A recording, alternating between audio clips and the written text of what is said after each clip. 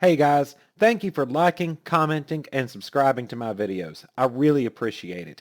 I've set up a Patreon page where you can support this channel directly, and I've even set up some rewards so I can give back to those who choose to give to me. I want to make the best videos I possibly can, and you can help me do that.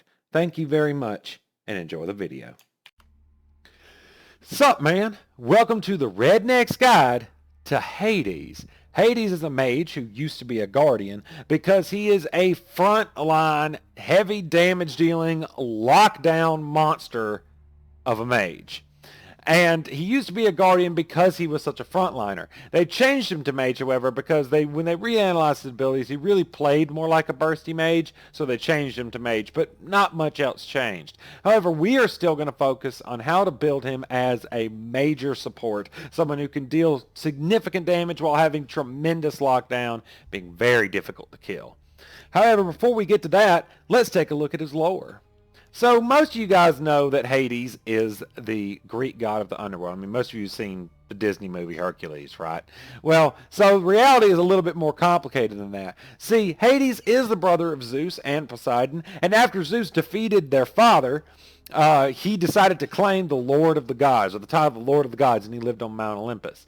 Poseidon was like, oh, if you got the mountain, I guess I'll take the ocean. And Hades was like, well, you got the ocean, you got the mountain, guess I'll take the underworld. Everybody's going to come there eventually, so I'll eventually be Lord of everyone.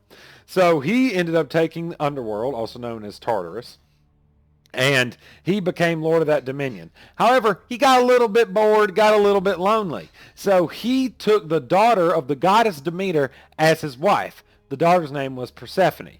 He concealed her in the underworld so that nobody could get to her. But Demeter was not happy about this, and she sent a plague to the land, basically to force the other gods into forcing him to give up Persephone.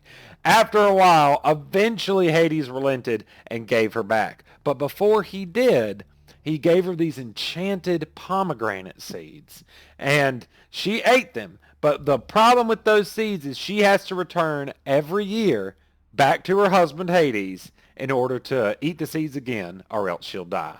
And that is what they say is the cause of winter, is Persephone leaving back to the underworld and then Demeter cursing the land with a famine once again.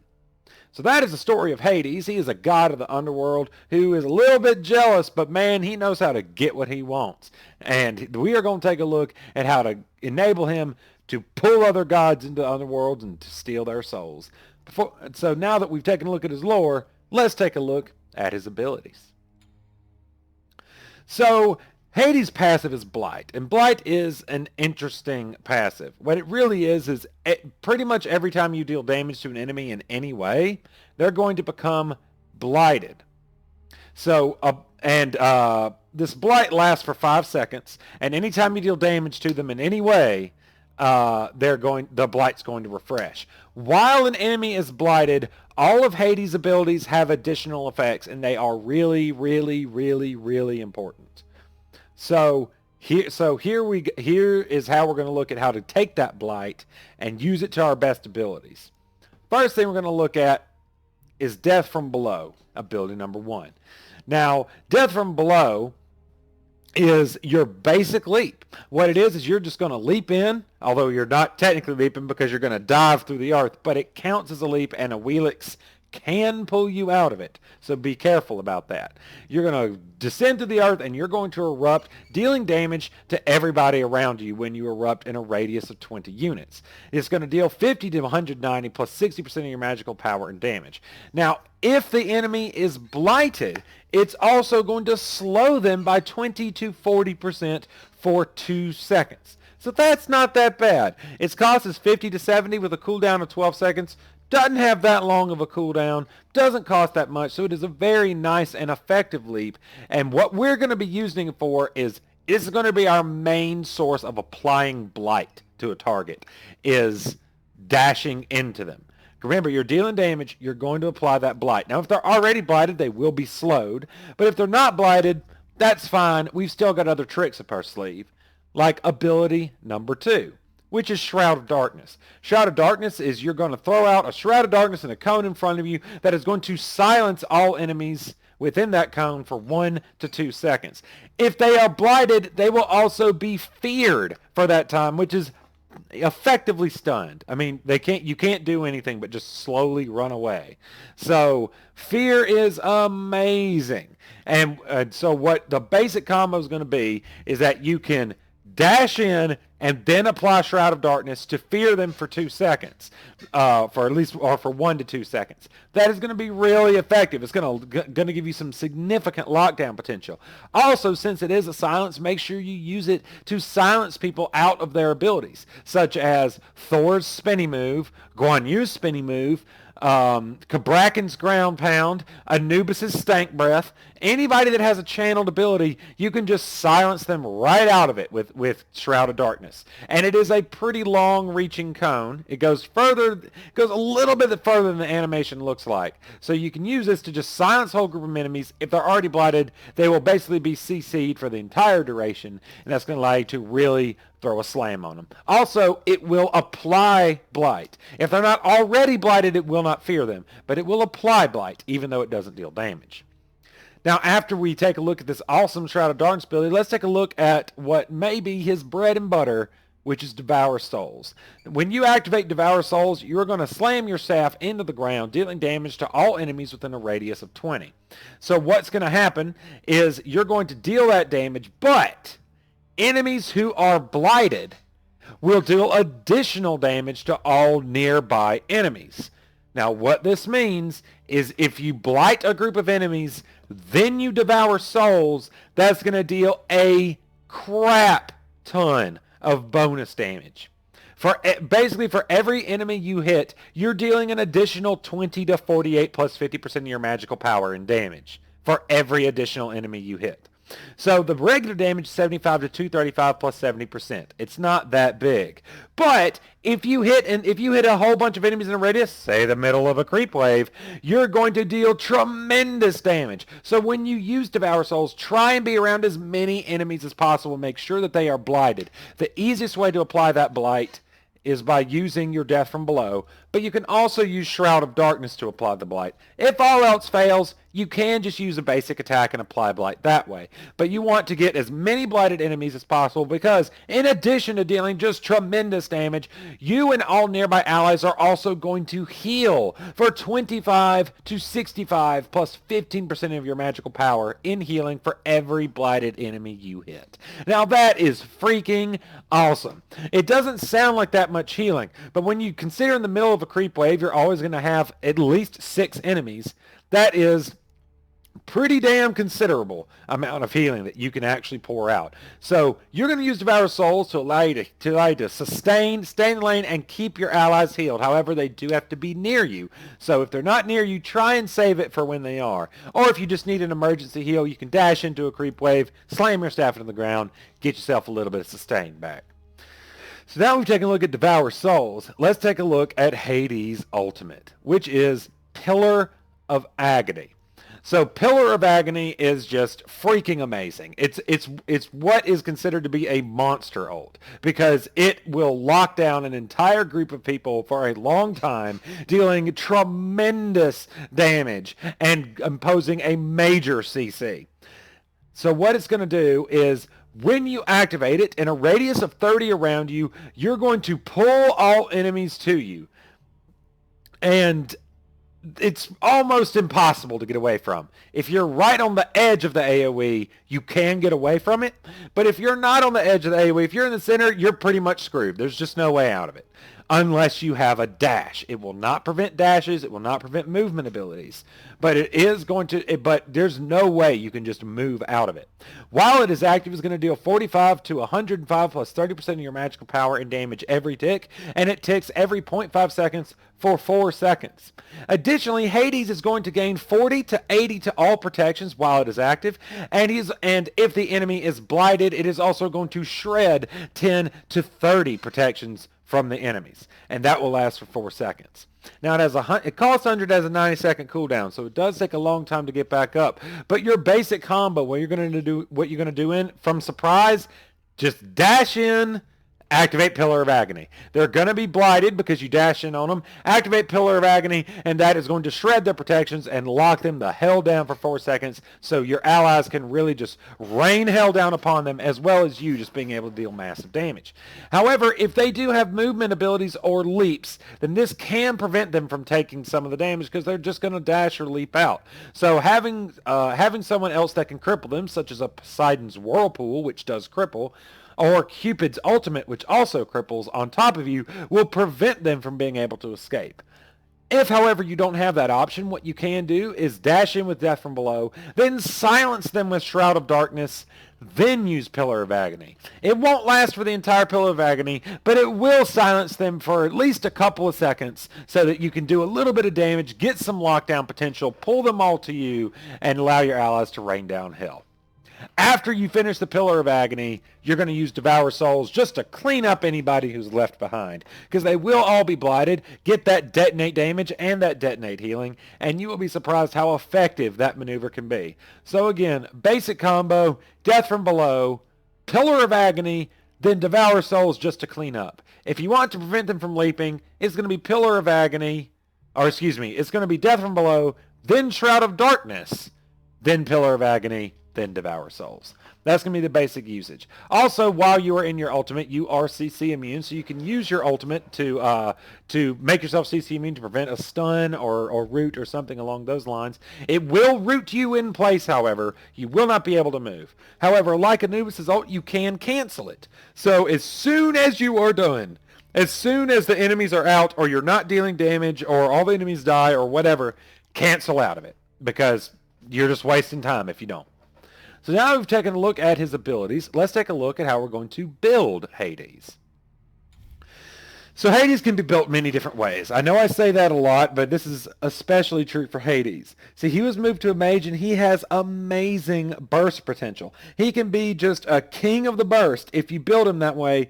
But the problem with that is Hades is extremely close combat. The only range he has is on his basic attack, which doesn't really do that much. So since all of his abilities are close range, you're going to have to build some sort of protection or some sort of health because you will get bursted down really fast if you don't, because you have to get in so dang close. So instead of trying to build him to be a bursty mage, let's try to see if we can build him as a support. He has an excellent kit for a support mage, being able to silence, being able to slow, being able to heal, and being able to do a monster lockdown on his ultimate. He is an excellent support, and that's how we're going to build him.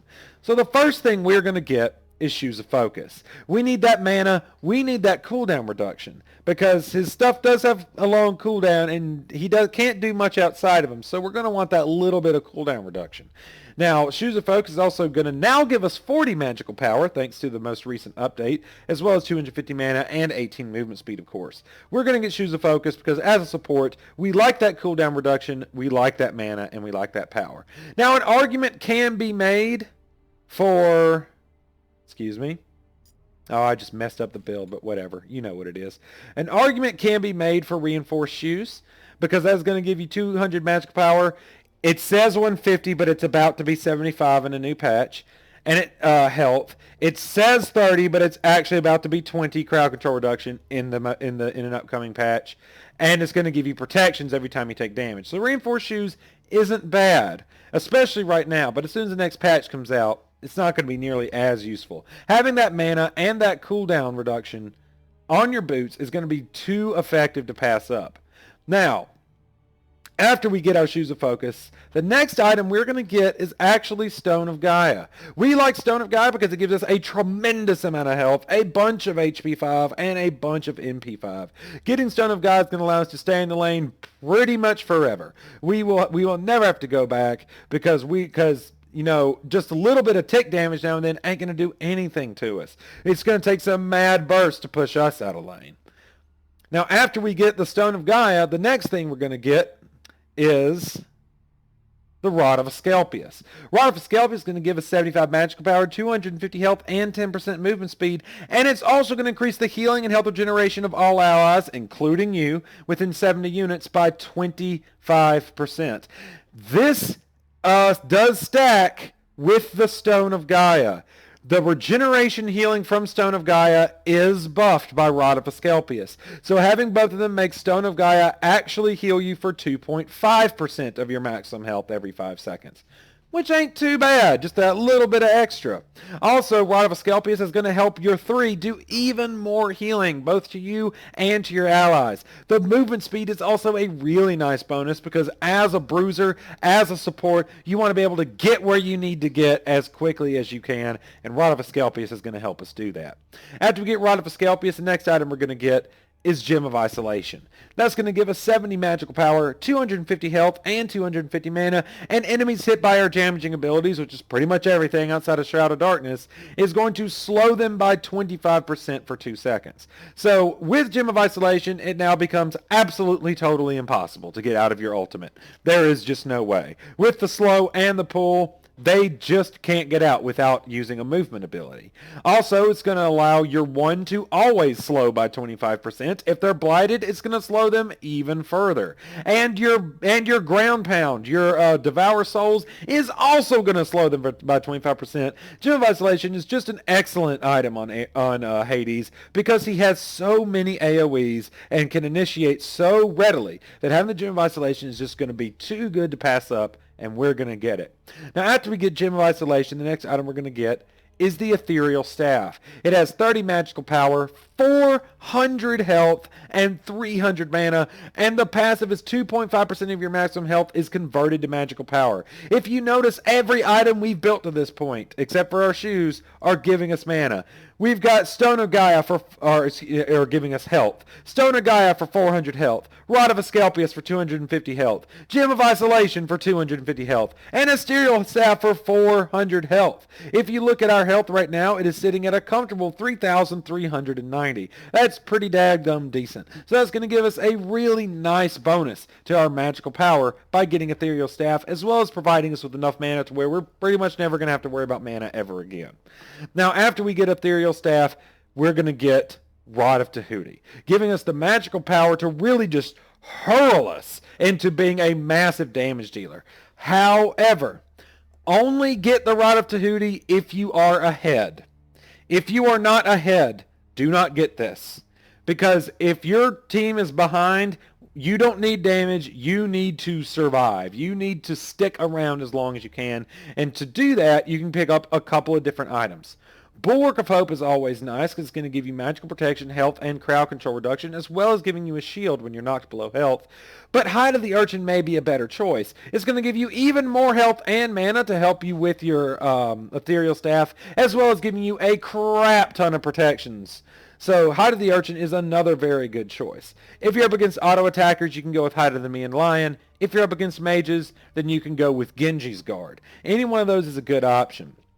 Additionally, by the time you get to the end game, your Stone of Gaia might not be as useful as it was in the early game. So what you can do if you need to survive once you get your Rod of Tahuti, you're going to swap your Stone of Gaia for a Hide of the Urchin. It's not going to be as much health, but it's actually going to allow you to survive for way longer. Now, you don't have to do that, but in the end game, the Stone of Gaia stops being as useful as it is in the early game, and just having some raw defense might be better than having maximum sustain in the late game. But that's up to you. The basic build is Shoes of Focus, Stone of Gaia, Rod of Asclepius, Gem of Isolation, Ethereal Staff, and then Rod of Tahuti if you're ahead, and then Hide of the Nemean Lion, Genji's Guard, Bulwark of Hope, or Mantle of Discord if you are behind. And then you can also swap out the stone for the Hide of the Urchin. As far as relics go, Curse is an excellent item on Hades because he's already got a slow. Gem of Isolation is another slow, and Curse is even another slow. Just to keep them from ever being able to get away from you, you can use Curse to absolutely lock some people down and disrupt their healing for up to 5 seconds. So Curse is going to be an excellent item for you since you are an initiator. Curse is going to allow you to lock down the enemies even harder. Sanctuary is also an option because if your dash is down, remember, even though your health is huge, this build gives you virtually no protections. You are still pretty damn fragile. You have a lot of health, so your Stone of Gaia is being able to bring you back very quickly because your Stone of Gaia is going to give you so much additional health, but your actual protections are rather low. So you can't just go in like a crazy super tank because you're not going to be able to tank that much actual damage. Sanctuary can help you out with that by allowing you to get a few seconds of being able to sustain a massive ult or some other large burst. However, what I like to get is Thorns. Right before you activate your ultimate, you can activate Thorns and then activate your ultimate. That way, anybody that's trying to deal damage to you is just going to have 40% of all damage they take reflected right back into their face. With the additional protections you get while you're in your ultimate, this is going to make you very difficult to take down without people just killing themselves on you. So Thorns is another excellent item for Hades. As far as consumables go, you can go with Healing Potion, Mana Potion, Ward, and I actually usually go Elixir of Power just so I can be just a little bit more threatening in the late game, but Elixir of Defense is also very useful. It just depends on how well your team is doing. If you're doing well, go for the Elixir of Power. If you're not doing well, go for the Elixir of Defense. Now that we've looked at items, let's take a look at how we're going to level Hades. So the first thing we're going to get is Death from Below. We want that teleport and we want it fast. Death Below is going to allow us to leap in and leap out from the very beginning of the game just to be able to avoid ganks or leap into a gank if possible if the opportunity presents itself. However, it is going to be the second thing we level. The next ability we're going to level is going to be Devour Souls. The reason we're going to and we're also going to level this one first. And Devour Souls, the reason we're going to level it first is it's your main damage source. Look at how much that damage and that detonated damage and all that healing goes up as you level it. Devour Souls is just too dang useful. It gives you too much healing, and it is our main burst. So we're definitely going to level this first to give us some wave clear and to give us some really effective early game healing. The third ability we're going to get, and the last we're going to level is Shroud of Darkness. Now the silence is really nice to level this up early. To get from that 1 to 2 seconds of silence is really nice. But using Death from Below is actually does a pretty significant amount of damage, and it's also going to apply a larger slow if they're already blighted. So we're going to get that because this ends up being more useful in most situations. We're going to level Shroud of Darkness last because even though it's nice to get that extra second on that silence, it's usually not as effective as just having more damage and more slow. So, and we are going to, of course, pick up the Pillar of Agony at every possible opportunity just to deal more damage, get more protections, and shred more protections from our enemies. So the leveling order, as I said below, is level 1, 2, 3 is Death from Below, then Devour Souls, then Shroud of Darkness. You're going to level Death from Below first. That is wrong. You're going to level Devour Souls first, then Death from Below, then Shroud of Darkness, and you're going to take Pillar of Agony at every possible opportunity. Now we've taken a look at how to build and level Hades. Let's take a look at how it's going to perform in combat. Hey guys, we're going to do something a little bit different with this combat tutorial. Normally, I would show you a match against bots because that's the easiest way to show you how to use the moves in a basic fashion. However, this time, we're going to show a match against live players. And the reason for that is Hades performs very well when used in a reactionary manner, using him to react to the enemy's mistakes. But that's hard to show against bots because they behave very predictably, and I don't want you to get the wrong idea of what to react to and what not to react to. So this match is going to be against live players. Now keep in mind that some of the tactics employed here may not be as easy to pull off as in my other videos because again, against live players, situations and circumstances can change very drastically from round to round. So keep that in mind. That having been said, let's get on with the tutorial. Alright, now let's see what Hades can do in combat. You'll have to forgive me. I'm actually recording the narration after the fact here. And it got corrupted a little bit. So I'm not able to actually show you the full game, but we're not really that far into the game right now. It can still go either way. So we're going to take a look at how to use Hades in combat. Now in this early game, we're trying to stay on the front lines without actually being on the front line. We want to have a presence. We want to basically try and get them to focus on us. And if you see right there, what I did is I silenced, then I threw my 3. I did not throw my 1 because I wanted to save it. So you can use your silence to apply the blight and then use your 3 to heal off of it. So here's what we're going to do. We're going to hope that Bakasura doesn't kill himself, because he's sticking around a little bit too long. We're going to let them take the damage camp because we don't need a tiger form. What we're going to do is we're going to try and silence him out of that tiger form, and we're going to throw our 3 to deal some damage. We are in a little bit of trouble right here. We're sticking around because those minions are dealing a lot of damage to him. He's going to sanctuary out. That's okay. So we're still in the, and a Medusa coming in. We're going to just dodge those Medusa shots real quick. We're going to dash in. We're going to throw a 3 because with all those minions there, that's going to give us a fair amount of healing. We're going to use it to the best of our advantage. Now see, it can be a little bit hectic playing Hades, especially in Joust, and especially with a very aggressive team. And we're going to play Hades pretty aggressively. Let's go ahead and pick up our Stone of Gaia. We're actually going to wait and pick up the second part of the Stone of Gaia and head back to the lane. Now, the thing about Hades is you're going to want to come in from unexpected angles. Because of your leap, you can come in out of nowhere, apply a blight, get some mad heals, and then go back and then, basically be a constant threat. You want to come in from out of nowhere as often as possible. Use stealth to your advantage. Move in from where they can't see you, if possible, because that is going to keep them on their toes. We're going to just come in right here. We're going to deal some damage, and we're going to absolutely wreck into that Medusa's health without taking hardly any damage in return because of those sweet, sweet heals. That is a good Amuzen Ka right there. We're going to come in. We're going to have to protect this. We're going to use our ultimate. That's going to absolutely kill that Sun Wukong, and it's going to kill that Raijin right there. See what we did? We dashed in because our Amuzen Ka needed some help. There were 2 of them there, so we decided to go ahead and use our ultimate in order to absolutely wreck into these fools and make sure that we get the double kill. And we did. So now you can see that even just 2 pieces of the Stone of Gaia is giving us a pretty decent amount of sustain. We're able to stay in the lane longer than we normally would be able to. So we're just going to kind of hang around a little bit.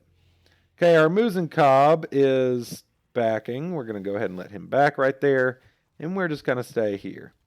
There's a Bakasura just being a little bit weird. That's okay. What we're doing right now is we're looking for an opportunity to go in. We're just looking for an opportunity. We want to stay back and let them have their little comfort zone. Those minions, now that we have 2 pieces of the Stone of Gaia, can't do much. We're going to come in. We're going to clear this wave. But again, we are playing kind of a mind game. Oh, he hit me with the Raiju. He is going to proc it. That's fine. So what we're going to do is we're going to go ahead and deal some damage. We're going to dash in past them. Oh, this Medusa just messed up. And we are going to be able to secure that kill. See, what she did is she dashed in, and we were behind her, so we were able to silence her, slap her in the face, allow our Amuzen Ka to get that kill. Let's go ahead and dash in and use our 3 again, deal a little bit more damage, get that healing going on. Ooh. Bakasura able to survive that. And we are going to just kind of stay back. Our Amuzen Ka has got some health. He's probably okay. But here's what we want to make sure he gets back okay. So what we're going to do is we're just going to dive in real quick. We're going to throw a 3, and look, now they are focused on us. They are focused on us. They are not focused on our Amuzen Ka at all, so our Amuzen Ka is able to back in safety. We also took out the lane in the process. So that is what we're going to do. Remember, we're playing as a support. We want to keep the enemy's attention focused on us at all costs. We do not want them to focus on our allies. We're going to go ahead and finish off that Stone of Gaia. We're going to pick up the first 2 pieces of the Rod of Asclepius, the Rod of Asclepius, which is the Rod of Healing. So we can go ahead and get some pretty serious healing. And remember, that does affect the healing from Stone of Gaia. Always nice. Now what we're going to do, we are coming in from stealth right here. They do not know we're here, so what we're going to do is, already dead. We're going to dash in on this Raijin right here. He's going to leap out because he's a Raijin. That's what Raijin does. We got a Sun Wukong here. He's going to probably bull rush past me, just like that, which is kind of what we wanted him to do. We wanted him to waste that dash so we can go in. We can go ahead, slap him, deal some damage. We're going to back out just a little bit. Now, see, we've taken damage right now, but remember, we've got our Stone of Gaia. All we got to do is just lay back. Oh, a Bakasura going in, really kind of going in whole ham here. And that is going to get us killed. We went in to try and save that Bakasura, and that was not a good idea. But hey, you're a support. Sometimes if you go in, you can really help out your team. Didn't work out that time, though. That Bakasura kind of went, kind of balls to the wall. And I'm letting him know I tried to save him. It just didn't work out. So, you got to keep that in mind. So now that we are back alive, again, what we're going to do, we don't have enough to finish off our rite of healing, so that's just fine. We're just going to go ahead and head back in the lane. And we're going to try and come in from stealth if there's an option available, because we don't want them to know we're coming. We're going to head this way. Ooh, look right there. They clearly don't know we're here because they are not turning to face me. So we're just going to dash in. We're going to silence them so they can't get away. And we're going to throw a 3. Now look at this. We're going to use this ultimate so she can't dash past us. And that is exactly what happened. She tried to dash past us but couldn't because we were in our ultimate form. And so she just absolutely got wrecked. That's perfectly fine. We did use it on only one person, but it did secure the kill, securing us our advantage. So now what we're going to do is we're just going to let this Muzenkob do his thing. We're just going to stay in the front lines. Again, we are trying to keep their attention focused on us. Stay focused on us. We want their attention on us. And that's what we're doing right here. Look, that Muzenkob's the one who's actually doing the damage. But if you see me being in front right here, I am absorbing all the attention, which is what we want to do. So now we're just going to... well, we are kind of alone. Oh, look at that. Our Muzenkob is going to come in. He is going to take this. We're going to move in again. That Muzenkob just grabbed the aggro, more or less. So we dash in just to keep them focused on us. Just to keep them on us. With our Rod of Asclepius and our Stona guy, we are able to sustain for a while. So we're not worried about taking too much damage as long as we don't get burst down all at once. Now, again, we're just throwing these. We're just trying to deal damage. Trying to keep them focused on us as much as possible. We're going to go ahead and we're going to dash in on this wave and we are going to take it out. Again, that is basically a mind game. We are trying to scare them. We are trying to keep them focused on us. Dashing into the tower is going to cause them to panic more often than not. And and we're going to try and body block for him. Okay, it works. Oh, and this Raijin going hard. He's probably going to land that. There's not much I can do. We are going to silence. And we are going to, because they are blighted, land our 3, get some healing, and absolutely waste that Medusa right there. Let's go ahead and dash in. We're going to use our 3 again. Clear that wave. We took a little bit more damage than we wanted to because that Raijin landed a Raiju on us. But that's perfectly fine. We've still got our Sonagaya. We're still healing up just fine. So, this could be a dangerous situation with that Sun Wukong right there. But he's going to go ahead and back off. We're not going to follow. Okay, now we got a Bakasura here who is at half health, and we don't have minions to heal him. Again, it's very difficult to coordinate healing your allies when you're not in like a chat or something with them to let them know that you're about to go in and heal. But we are going to finish our Rod of Asclepius, and then we are going to work on our Gem of Isolation just so we can slow even further with all of our damaging abilities. Now let's head on in. What we're going to do is, he's dead. There's no way. Yeah, that's what I thought. He absolutely got wasted. This Medusa is by herself, so we're going to come in. We're going to silence her. We're going to throw a 3. Then we're going to use our ultimate, and she's going to panic. She's focusing on us. She's not focusing on our allies, and that is going to get her killed. If she had used her stun, then it probably would have wrecked face. But because we were distracting her so hard, she just totally wasn't even thinking about using the stun, was trying to get out, and that is what got her killed. Again, trying to be a distraction. That is our job. You're not getting a lot of kills. That's fine as long as your allies are. As long as you're getting the assists, you are allowing your allies to capitalize off of your aggressive damage-dealing behavior. So now that we have the Gem of Isolation, we are going to be able to apply that 25% slow with all of our damaging abilities. And then we're going to just head back in the lane. We're going to go this way. We're going to help him take this camp.